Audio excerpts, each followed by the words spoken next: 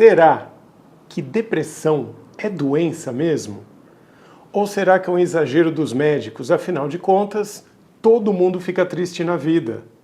Isso deve ser um golpe da indústria farmacêutica para vender mais remédio. Será?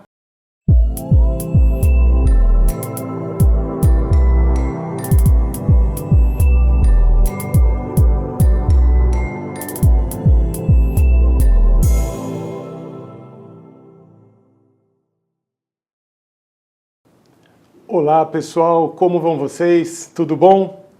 Aqui o Dr. Ricardo Abel, médico psiquiatra, mais uma vez com o quadro Mentalizando. Então, fala-se muito sobre depressão. Vocês já não aguentam mais esse assunto.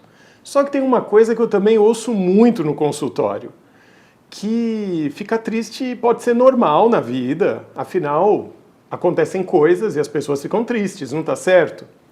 Sim, isso está completamente certo. Os psiquiatras sabem que as pessoas têm emoções diferentes. O ser humano tem emoções diferentes que correspondem a diferentes situações. Conforme as emoções são provocadas, elas se manifestam. E isso significa boa saúde mental, na verdade. Porém, até certo ponto. Imagina uma situação onde a pessoa mergulha num sentimento de tristeza que vai perdurando por muito tempo, por muitos dias e por semanas, e de repente viram meses. E a pessoa não tem aquela condição de ir voltando ao normal. Isso pode indicar uma patologia do estado mental. Pode ser um sinal de depressão. Mas depressão não é apenas tristeza. A depressão, ela é mais do que isso. E é aí que muita gente se engana.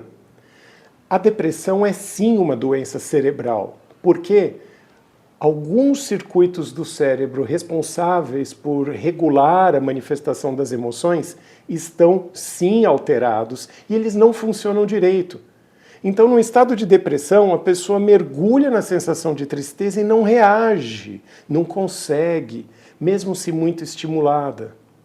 E como eu dizia antes, depressão não é só tristeza. Mesmo que seja essa tristeza persistente, a depressão traz também anedonia, que é uma perda de prazer das coisas. Hipobulia, que é o nome que a gente dá para a diminuição das vontades das coisas. Além disso, a pessoa que tem depressão experimenta uma sensação até física de diminuição de energia, física e mental, digamos. Além disso, na depressão, existe também uma mudança na qualidade dos pensamentos. Ou seja, o assunto que a pessoa deprimida vai pensar sempre tem um colorido mais pessimista, meio cinza. Não é como antes, que ela pensava de assuntos diversos, conforme a vida trazia para ela as questões, ela pensava sobre aquelas coisas e reagia. Na depressão, a pessoa consegue ter contato com as diferentes situações da vida, mas sempre com um filtro acinzentado. Ela chega às piores conclusões, ela não consegue imaginar de maneira equilibrada que as coisas podem ser boas ou ruins, como pessoas que estão saudáveis fazem. Não, o deprimido não. O deprimido, ele sabe que as coisas podem até ser boas e ruins, mas ele atribui pesos muito diferentes para essas possibilidades. Então, para o deprimido, as possibilidades ruins são muito mais prováveis. E ele vive nessa realidade um pouquinho distorcida. O sofrimento dele é muito grande. Além disso, a depressão produz também uma distorção da noção de si próprio. É o que a gente chama de baixa autoestima. Então a pessoa não se vê mais como muito capaz das coisas, não se vê mais como muito inteligente, como muito bonita. Ela perde o valor próprio, pelo menos no julgamento dela mesma. Além disso, a depressão, ela, conforme progride, ela pode agregar mais sintomas, inclusive alguns sintomas mais físicos, digamos assim, afetando o apetite, onde a pessoa pode perder o apetite num estado de depressão, mas raramente acontece o oposto, mas pode acontecer de aumentar o apetite. Outra coisa que a depressão mexe com muita frequência é com o sono. Ficam insones, elas dormem mal. Sim, As depressões podem ser leves, moderadas ou graves. É uma divisão razoavelmente simples, mas as pessoas em geral não sabem bem as fronteiras entre os quadros e nem têm que saber. O que importa para as pessoas em geral é se elas estão se sentindo mal. Eventualmente, uma pessoa com depressão leve já tem sintomas, porém não tão intensos, e ela consegue até levar a vida normal. Trabalha, estuda, convive com pessoas, mas já com uma sensação ruim por dentro, já com um pesar. É como se ela estivesse sempre arrastando uma mochila cheia de pedras nas costas, mas ela consegue levar a vida. Muitas vezes, quem não conhece essa pessoa muito bem, nem desconfia.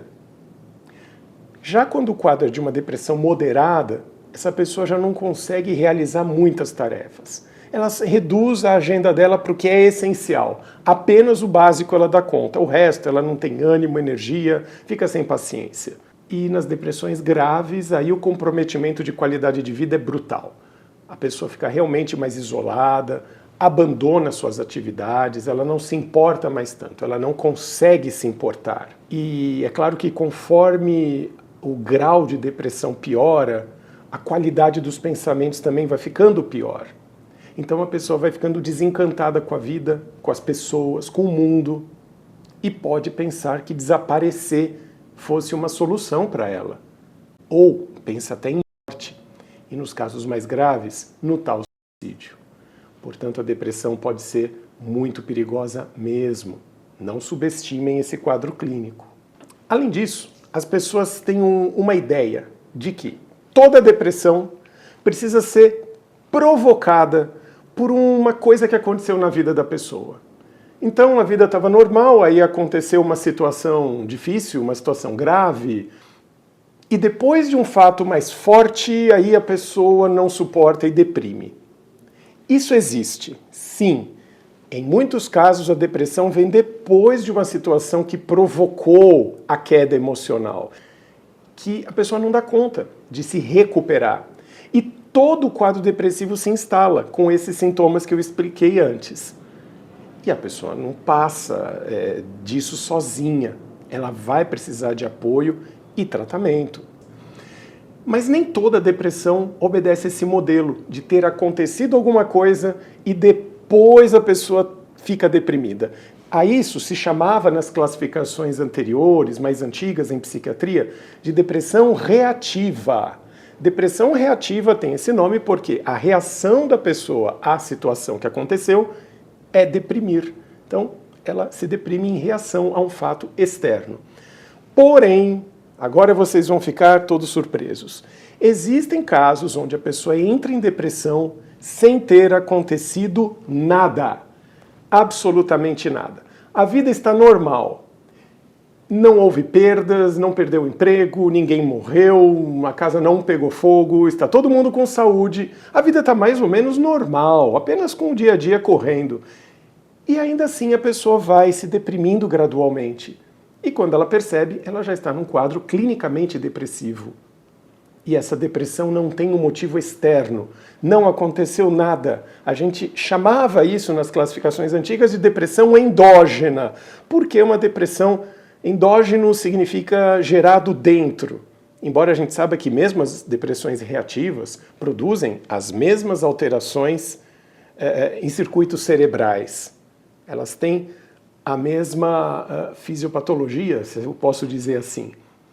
Porém, a origem, o desencadeador, a etiologia é diferente.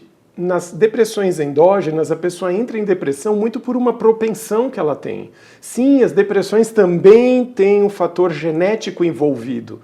Não é uma doença apenas genética. Existem, talvez, a coexistência de fatores genéticos bem biológicos e fatores da vida, coisas que acontecem e que empurram a pessoa para uma desregulação emocional. Mas, às vezes, os fatores genéticos são tão intensos para aquela pessoa que a depressão simplesmente começa.